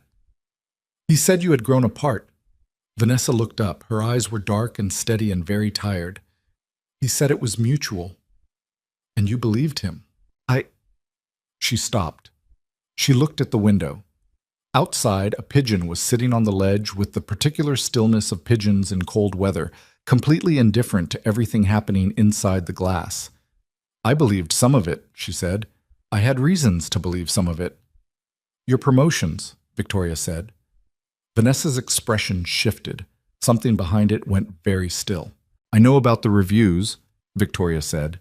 I know about the Hartwell group position and the salary structure and the performance evaluations that had his signature in the supporting chain of correspondence. She kept her voice level. Informational. She was not here to humiliate Vanessa Collins. She was here because Vanessa Collins was a witness. He built your career. He built it because he needed you to be credible enough to use. In a boardroom, in a legal filing. As the mother of his child in a custody structure, he is already planning. Vanessa looked at her. He is going to use this pregnancy, Victoria said, to establish a claim on assets that were never genuinely his. The child, your child, is going to be used as a legal mechanism. That's what Rael is doing in this house. That's what the Chicago organization needs the child for. An heir changes the inheritance structure. It changes the challenge process on the trusts. It gives Damien a standing he doesn't currently have. The silence in the room was very complete. "The child is leverage," Vanessa said. Her voice was flat, not a question. "The child is leverage," Victoria said. "I'm sorry." Vanessa pressed both hands against her stomach and looked at the window, and her breathing changed, became something more effortful, and Victoria watched her and said nothing and gave her the seconds she needed. "What do you want from me?" Vanessa said finally. Her voice was different now, stripped of the defensive layer. Underneath it was something younger and something harder, and something that had been sitting there for a while, Victoria thought, waiting for someone to say out loud the thing Vanessa had been almost knowing for months. "Whatever he told you," Victoria said, "whatever he showed you, whatever promises he made in writing or in rooms where other people were present, I need it." Vanessa looked at her. "And then what?" "And then you are not part of this," Victoria said. "You and your child are protected. I have a trust structure already in place that can be amended within 48 hours to include provisions for your child that Damien cannot touch and that have nothing to do with his assets or mine. Your child has a future that isn't contingent on how this ends for him." "You do that," Vanessa said. "For my child." "Not for your child," Victoria said. "For the child, who did not choose any of this and who is going to arrive in a situation that is already a disaster, and who deserves at least one person in the room making a decision that isn't about power." Vanessa stared at her for a long moment. Then she stood, with the careful, deliberate movement of someone navigating the last weeks of pregnancy, and she crossed the room to the heavy dresser against the far wall, and she opened the bottom drawer and she took out a manila envelope, and she held it out. "He sent these to me before I knew about you," she said. "Letters, a legal agreement we signed in November. He was very specific about what he wanted in writing." Her jaw tightened. "I kept everything because I'm not stupid. I kept everything because something felt wrong and I didn't know what, and I thought if it went wrong I would need it." "You're not stupid," Victoria said. She took the envelope. "You were given a very curated picture by someone who is very good at curated pictures." Vanessa sat back down. She looked at the floor. "Is he dangerous?" she said. "Not the house, not the legal situation." She meant physically. Victoria heard it. "Not to you," Victoria said. "Not while I'm moving. And you're going to the Marchetti office today, with those agents in the corridor, and you're going to stay there until this is over." Vanessa nodded. One sharp movement. The movement of someone who has made a decision and is already moving past the making of it. Victoria was in the corridor with the envelope in her hand when her phone went off. "Marcus." She answered before the second vibration. "He's here," Marcus said. "Rael?" "Damien, he came to the office. He's in the lobby. He's asking for me by name." Her stomach tightened. "Don't go down." "I'm not going down." "But Victoria—" A sound in the background, the particular acoustic quality of an office building's lobby on speakerphone. "He's not alone. There are 3 men with him. I don't recognize any of them." "Caruso." She was already turning toward Decker. "Get Caruso on the line right now." Decker had his phone out. "Marcus, stay on the line with me," she said. "Stay away from the elevator and away from the stairs. Is Sophie Marchetti with you?" "Elena, Sophie is in court." "Stay with Elena. Lock the office door." She heard the lock click and felt something in her chest loosen by exactly 1 degree. "Marcus, the agents Caruso sent, where are they?" "One is in the lobby. I can see him on the security feed. He's approached Damien. They're talking." A pause. "Damien is showing him something. A document." Decker said, "Caruso. Now." He held the phone out. "Caruso," she said. "I see it," Caruso said. He sounded like a man who was in a room with a lot of screens and was moving fast. "He has a court order, emergency civil filing. It was submitted at 8 a.m. this morning before any of our protective orders were in place. It names Marcus Webb as a co-respondent in a fraudulent asset transfer claim. And it authorized what?" she said.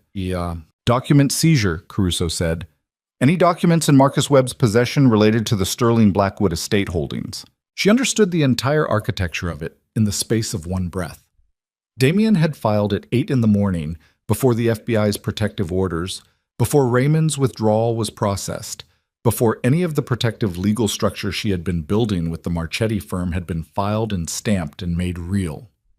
He had filed in the narrow window between her leaving the house and the federal machinery beginning to move. And he had named Marcus.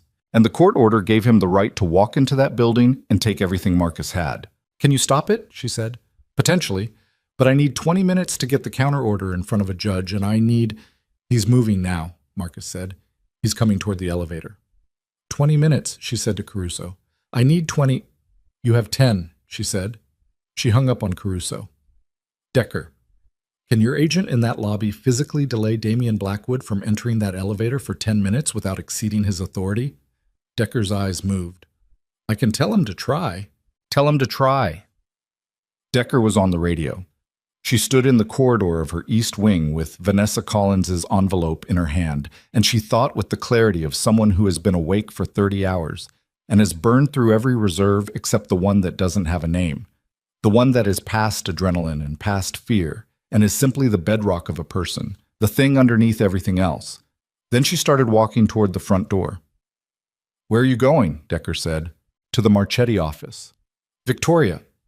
"He's not doing this to Marcus," she said. "He is not doing this to Marcus in a building lobby in front of people. Not today." She was in the car before Decker finished his sentence. She heard him swearing behind her and heard him getting into the second vehicle, and she pulled out of the drive and into the street, and she drove, because the Marchetti office was 8 blocks away, and 8 blocks in Manhattan in midday traffic was 12 minutes, and she had 10. And she drove like someone who understood the arithmetic of the situation completely. Her phone was ringing. Caruso. She answered it on the hands-free. "I have a judge," he said. "I need 4 more minutes." "You have 4, she said. She went through a yellow light that was more red than yellow. The cab behind her honked. She didn't hear it. "The filing this morning," she said. "The attorney of record on Damian's side." "Who is it?"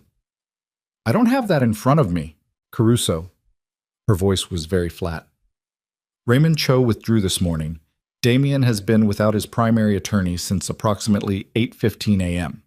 The filing was submitted at 8, which means it was submitted by whoever replaced Raymond between the time Raymond communicated his withdrawal and 8 a.m., Caruso said, and she could hear him getting there, running the same calculation. "Who replaced him that fast?" she said. A pause. "Sabo," Caruso said. "Not directly, but an attorney connected to Sabo's network in New York. We have a name." "File it," she said. "File the connection between Sabo and Damian's new legal representation in the counter order, right now. If that connection is on record when the judge reviews the counter order, it changes the context of the entire civil filing," Caruso said. "It connects the civil action to the federal investigation." She heard him moving, heard other voices in the background. "Give me 3 minutes." She was 2 blocks from the Marchetti office. She could see it from here. A glass and steel building, mid-rise, unremarkable from the outside, and in its lobby, if the security feed was still showing what Marcus had described, her husband and 3 men she didn't know, and 1 FBI agent trying to hold a line with 10 minutes of authority and counting down. She parked in a loading zone. She got out of the car. She was walking fast, not running, heels on the pavement, the cold air hitting her face, and the envelope in her inside pocket and her phone in her hand, and every system in her body running at the particular pitch of someone who is not afraid because they are too far past it, because fear requires a future that is uncertain, and Victoria Sterling had decided what her future was going to be. She pushed through the glass door of the lobby. Damian turned. He was standing at the elevator bank with 2 of the 3 men she didn't recognize, and the FBI agent Caruso had sent, a young man whose name she didn't know, was standing with his body between Damian and the elevator call button in the specific posture of someone executing a delay with maximum professional commitment. The 3rd man was near the door, and he moved when she came in, and she walked past him as if he weren't there. Damian looked at her. His face moved through surprise and then through something colder and more prepared, the expression of someone who has rehearsed for this exact moment and is now deciding which version of it this is. "Victoria," he said. "Damian," she said. The lobby was not empty. A woman at the reception desk had gone very still. 2 people near the elevators had stopped moving. The particular suspended quality of a space where something is happening that everyone present can feel, but no one wants to be the first to acknowledge. "You need to leave," she said. "I have a court order," he said. He held it up. "This is legal. This is processed. This is, your attorney of record on that filing is a man with documented financial connections to a federal criminal investigation, she said. Her voice carried in the lobby, clean and level and absolutely clear. The connection is being filed with a federal judge in approximately 2 minutes. When it is filed, the court order you're holding becomes evidence in a federal proceeding and any action taken under it becomes obstruction. The two men behind him exchanged a look. Damien stared at her. You came here to take Marcus's files, she said. You came here because you thought you had a 2-hour window before the federal structure closed around you, and you were going to use that window to take the last piece of documentation that ties the Chicago money to your accounts. She stepped closer. 2 feet. Close enough to see the muscle in his jaw. You don't have a 2-hour window. You have about 90 seconds before Caruso files that connection, and this lobby becomes part of a federal obstruction record. Damien's face was doing something she had not seen it do in 12 years of looking at it. Something that was past the calculation, past the performance, past the constructed confidence of a man who had spent decades making rooms arrange themselves around him. It was breaking, not dramatically, not visibly, to the woman at the reception desk or the strangers near the elevators, but to Victoria, who had studied this face through 12 years of every version it was capable of. The charming version, the dangerous version, the version that appeared at 3 in the morning when he thought she was asleep and was simply himself. To Victoria, it was completely visible. He was afraid. Her phone buzzed. She looked at it. 1 word from Caruso. Filed. She looked back at Damien. It's done, she said. He looked at the court order in his hand, at the lobby, at the men behind him who were already recalculating, already reassessing what being in this building meant for them now that the legal ground under the entire operation had just shifted. This isn't over, he said. His voice was low, almost private, the way it used to be when they were alone, before she had learned that private didn't mean honest. Yes, it is, she said. You just don't know it yet. One of the men behind him said something she couldn't hear, and Damien turned and looked at him, and something passed between them that was fast and conclusive, and then Damien turned back to Victoria one more time with an expression she would think about later, in the quiet of whatever came after this. An expression that was complex and human, and for 1/2 second was nothing but the face of a man who understood what he had lost. Not the assets, not the empire, but something else. Something he had thrown away in a ballroom entrance with a camel coat and a staged humiliation, and the particular arrogance of a person who had never genuinely believed the person standing across from them was... Damien left the lobby, not with dignity, not with the controlled exit of a man who has decided to retreat strategically and will return on better terms. He left the way water leaves a space when the structure containing it fails. Not a decision, exactly, more like a physical consequence of pressure finding its release. One of the men with him said something low and urgent near his ear, and Damien turned and walked toward the glass door and through it, and Victoria stood in the lobby and watched him go and did not move until the black SUV pulled away from the curb and disappeared into the stream of midday traffic. Then she leaned against the wall. Not for long, maybe 4 seconds. The marble was cold through her coat, and the lobby had begun to resume its normal sounds around her.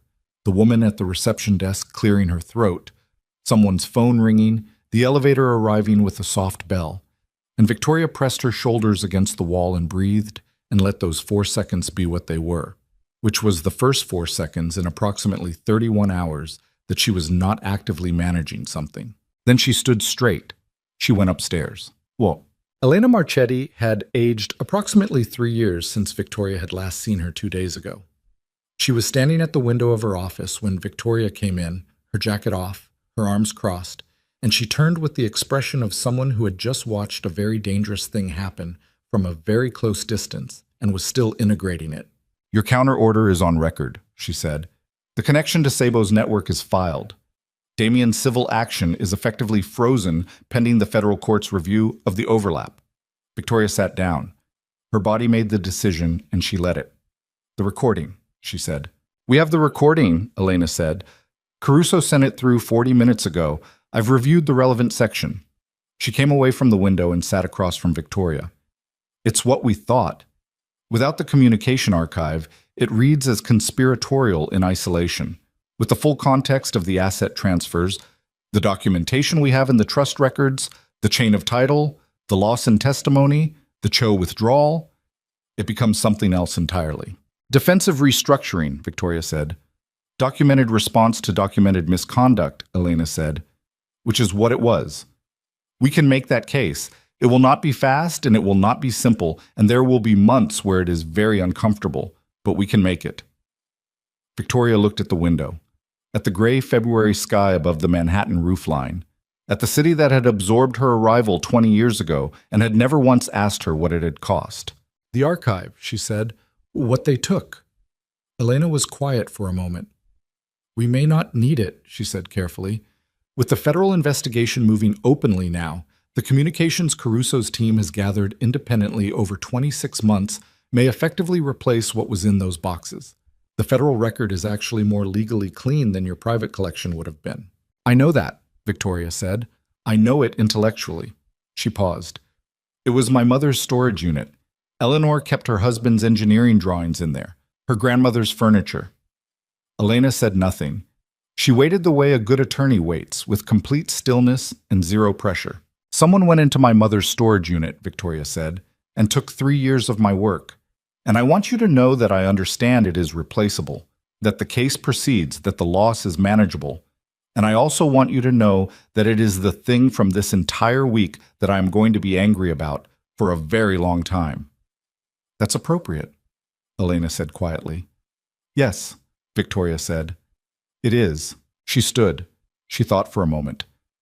Vanessa Collins is coming to you today. Treat her as a cooperative witness, not an adversary. She has letters and a signed agreement from November. Review them and tell me tonight what we're working with. Already scheduled, Elena said. Sophie is handling it. Victoria nodded. She picked up her coat. Victoria, Elena said, go sleep. We have this for the next 12 hours. Victoria looked at her. At the organized competence of the office, the stacked files, the yellow legal pads with their dense handwriting, the two paralegals visible through the glass wall who were already moving with the specific focused velocity of people who know exactly what they are doing and why it matters. I will, she said, after one more thing. The one more thing was Marcus. She found him in the small conference room at the end of the corridor, sitting with both hands around a coffee cup that had gone cold, staring at the table with the expression of a man who has spent several hours inside a very unpleasant understanding of his own position. He looked up when she came in, and something moved through his face that was complicated and unguarded in a way Marcus Webb rarely allowed. She sat across from him. I should have told you about the recording risk, she said. You didn't know, he said. I suspected.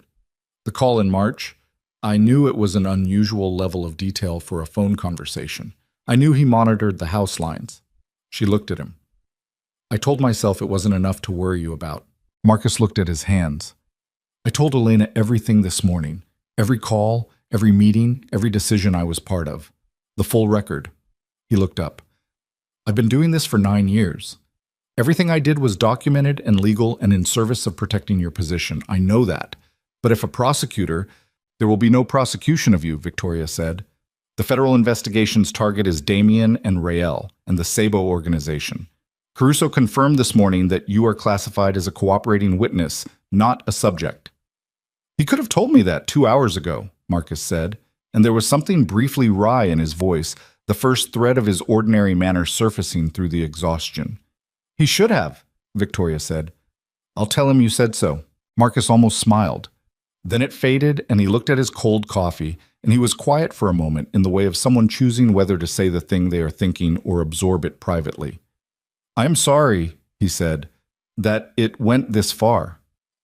Marcus, I knew 6 months ago that the situation was accelerating, he said. I had signals. I should have pushed harder. You pushed exactly as hard as I allowed you to push, she said. The decisions were mine. The consequences are yours too, he said. That's the part that... He stopped. 9 years, Victoria.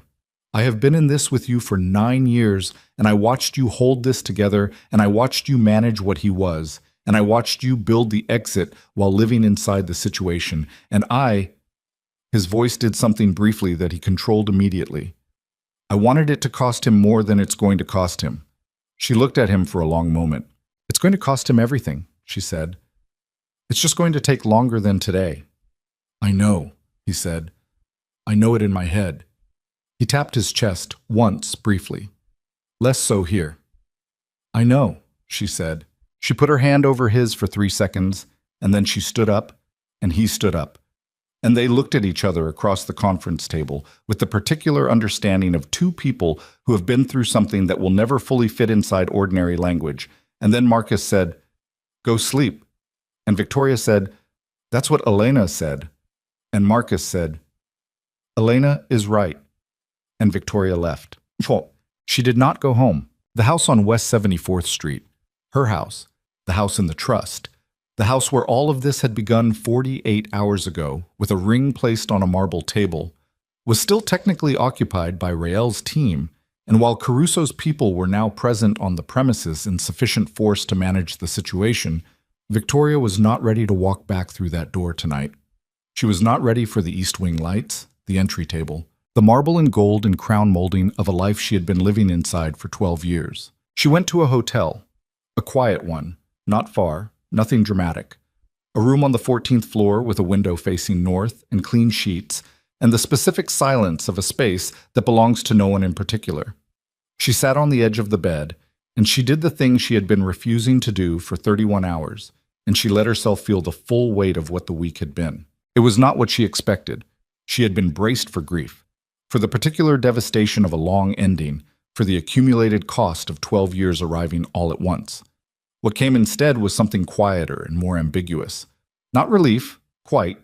Not peace, because the situation was not resolved, and would not be resolved for months or possibly years, and there would be courtrooms and depositions, and the grinding institutional machinery of federal prosecution and civil litigation, and all the forms that aftermath takes when the life involved was as structurally complex as hers had been. But underneath all of it, underneath the machinery and the exhaustion and the specific ache of what Marcus had said in that conference room, it's going to cost him everything. It's just going to take longer than today. Underneath all of it was something she recognized as herself. She was still here, not the version of herself that had managed Damien's world and protected Damien's image and quietly documented Damien's crimes while standing in his rooms and eating at his table and wearing his ring. The version underneath that one. The version that had driven to Dayton for Eleanor's funeral and sat in her mother's kitchen and held Eleanor's hands and understood with complete clarity that what Eleanor had given her was not money, not connections, not the name or the reputation, but the capacity to hold multiple complex systems in place simultaneously without losing a single thread. She had not lost the thread. She lay down on the hotel bed without taking off her shoes, and she looked at the ceiling, and she was asleep in 4 minutes. The proceedings that followed did not move quickly because nothing in the intersection of federal criminal law and complex civil asset litigation moves quickly, and anyone who has lived through it will tell you that the waiting is its own particular punishment, different from the acute pain of crisis, but in some ways more wearing, the way a low, persistent sound is harder to endure than a single loud one. The federal indictment against Damien Blackwood came down 11 weeks after the night Victoria had stood in a parking garage on West 46th Street and answered a call from a blocked number. Wire fraud, money laundering, conspiracy. The Sabo organization's connection to Damien's holdings was laid out in a federal complaint that was 47 pages long and which Victoria read in full in Elena Marchetti's office on a Tuesday afternoon in May, sitting at the conference table with a cup of coffee that she actually managed to finish while it was still warm. Vincent Rael was indicted separately the same day. He had left New York 6 days after the lobby confrontation, which Caruso had known and allowed because Rael leaving established a flight pattern that was useful to the federal case. He was detained in Miami 3 weeks later. Raymond chose withdrawal and cooperation, offered through proper channels, as he had described to Victoria in the breakfast room, provided the federal investigation with documentation of several financial transactions that Damien had represented to Raymond as routine and which the federal case revealed as anything but. Raymond faced a bar inquiry. He kept his license, narrowly, and moved to a smaller firm in New Jersey, where he took on cases of the kind that did not require him to be in rooms where things were being decided. Victoria did not know if this was punishment or relief for him and did not spend significant time wondering about it. Gregor Sabo's organization in Chicago was the larger target and the longer fight. the kind of federal investigation that would consume years and produce eventual convictions that were satisfying on paper and exhausting in the living of them. Victoria cooperated fully. She gave depositions that lasted 2 days, and then another day, and parts of a third day in a conference room that had no windows. Across a table from federal attorneys who asked the same questions in slightly different configurations to see if the answers changed. They did not change. Victoria Sterling was not a person whose answers changed under pressure. The civil litigation, which was simultaneous and therefore doubly grinding, moved through its phases with the methodical velocity that the Marchetti sisters applied to everything. The recording Damien had made of her call with Marcus was entered into evidence and then contextualized within the full documentation of the asset transfers, and what had been designed to make Victoria look like a fraudulent conspirator became, in context, exactly what she had said it was. A woman documenting her exit from a dangerous situation, conducted with complete legality, every instrument notarized, every transfer recorded, every decision made in response to something that could be proven to have happened. The communication archive that had been taken from Eleanor's storage unit was never recovered. This was the loss Victoria had predicted it would be. Manageable, replaceable in practical terms, irreplaceable in the terms of what it represented, which was 4 years of her own work stored in a space her mother had opened. She had grieved it properly, which meant she had been angry about it in private for several weeks, and had then set the anger in the particular compartment where she kept things that were finished. The east wing of the house on West 74th Street stood empty from March until the following autumn, when the transition began. Vanessa Collins' son was born in April. He was healthy, and he was loud, and he arrived into a situation that was objectively a disaster and did not appear to know or care, which Victoria found, when Marcus told her about the birth, unexpectedly moving. His name was Samuel. He had dark hair like his father, and dark eyes that Vanessa said were hers. Victoria's amended trust provisions for Samuel Blackwood Collins were processed and finalized 6 days after his birth. They were structured such that the funds would be available to him at 18 for education and at 25 without restriction, held in a clean, separate entity that no one could touch, not Damien, not the federal proceedings, not the civil litigation, not any future version of any of the complicated adult lives of the people who had created and then complicated and then tried to dismantle the world he had been born into. He would not know where the money came from until he was old enough to understand the story, and maybe by then the story would have acquired the distance that stories need before they become something other than wounds. Vanessa had cooperated fully. The letters and the November agreement she had kept in the bottom drawer of the East Wing dresser provided the civil case with documentation of Damien's promises to her regarding asset transfers that had the effect, once processed by the Marchetti firm, of demonstrating that Damien had been attempting to direct marital assets toward a private arrangement, without Victoria's knowledge or consent, well before the staged confrontation at the door. The agreement Vanessa had signed in November had been represented to her as a private commitment between herself and Damien. What it actually was, legally, was a document Damien had intended to use to establish Vanessa's claim on assets that he had planned to have transferred away from Victoria's trust by the time the claim was active. Vanessa had not known this. Victoria had always believed she had not known this. The belief was confirmed in a deposition that Vanessa gave in June, sitting across the table from the same federal attorneys 8 weeks postpartum, with the particular focused calm of someone who has been frightened and is no longer frightened and has decided that the most useful thing left to do with everything she has been through is to say it clearly and let the record show. Victoria and Vanessa never became friends. That was not what this was. But they reached, over the months that followed, a functional and honest relationship of the kind that is only possible between people who have been on opposite sides of the same disaster and have both come out of it, understanding that the disaster was not of either of their making. They communicated through attorneys primarily, and occasionally directly, and once, in October, they had coffee in a small place near the Marchetti office that Vanessa had suggested, and Victoria had agreed to without fully knowing why.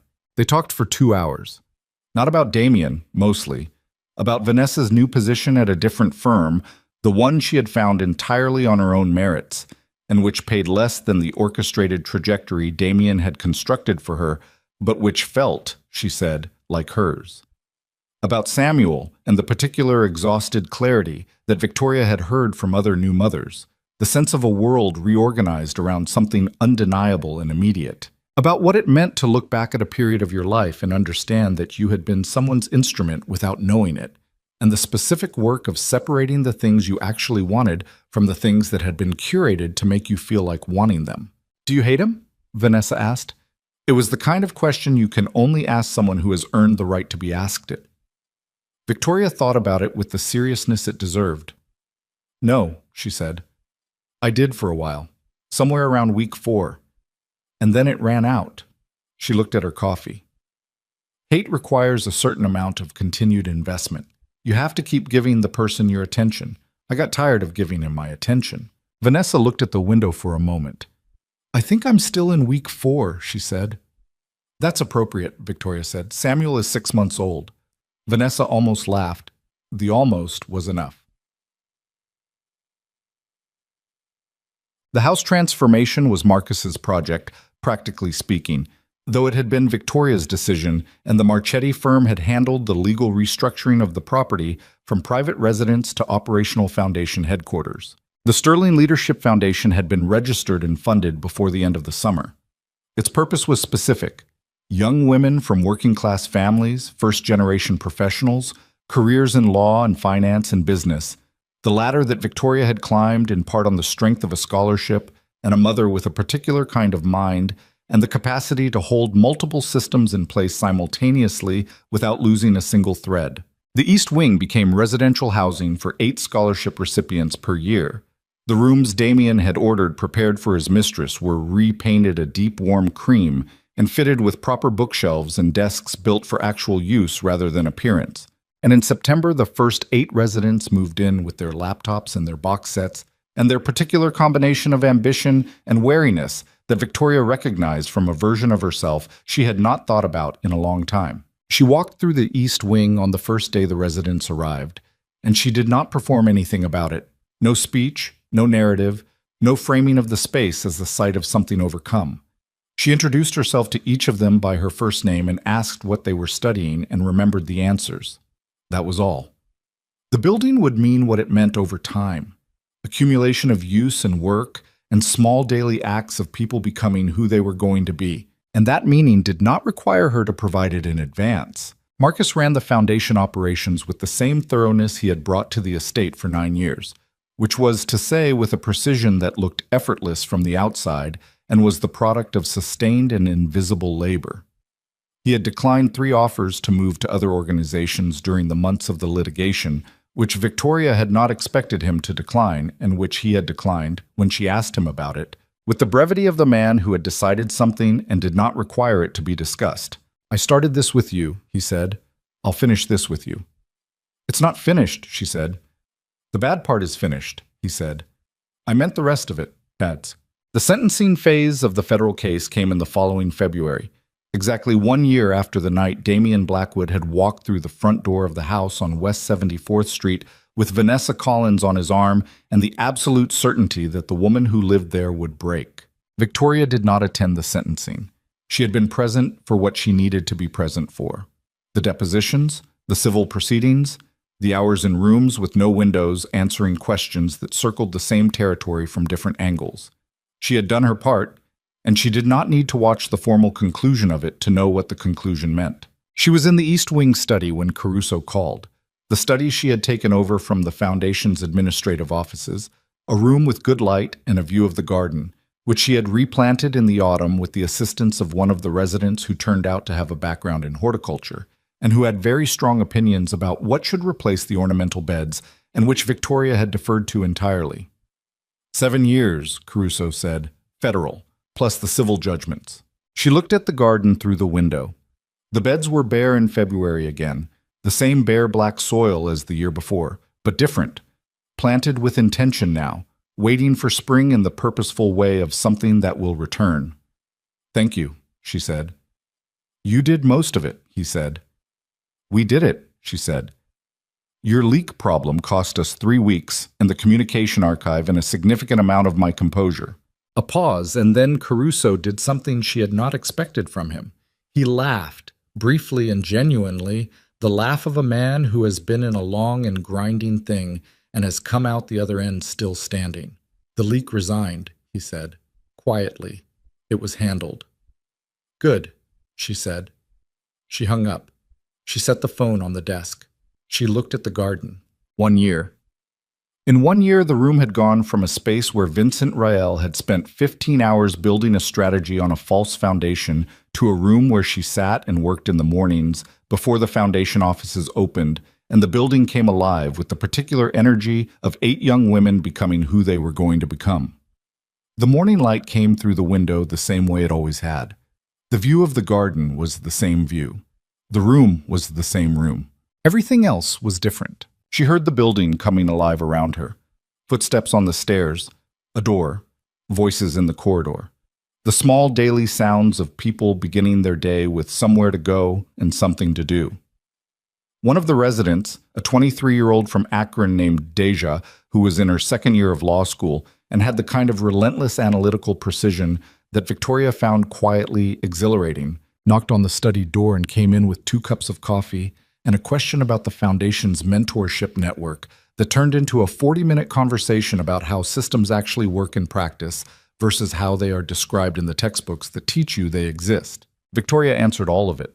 She answered with the specificity and directness of someone who has learned what she knows from the inside of actual situations, from the years of standing in rooms where things were decided and watching the gap between the stated purpose and the real one, from the 12 years of managing a structure that was built on a lie, and the 3 years of building a structure that was built on the truth. Deja took notes. She asked follow-up questions that were better than the original questions. She left with the coffee and her legal pad and the particular focused velocity of someone who has gotten more than they came for. Victoria sat alone in the study. She thought about Eleanor Sterling in a house in Dayton, Ohio, keeping the books for 2 small businesses with a mathematical mind that could hold multiple systems in place simultaneously without losing a single thread. She thought about what it cost to stay, what it cost to leave, what it cost to spend 3 years building an exit from the inside of someone else's empire, and then stand in a parking garage at midnight and answer a blocked number and decide that the documentation was going to be used for what it was built for, rather than folded away in the interest of continued peace. There was no version of this that had been easy or clean or without cost. Marcus had spent 3 weeks inside a potential conspiracy charge before it was fully resolved.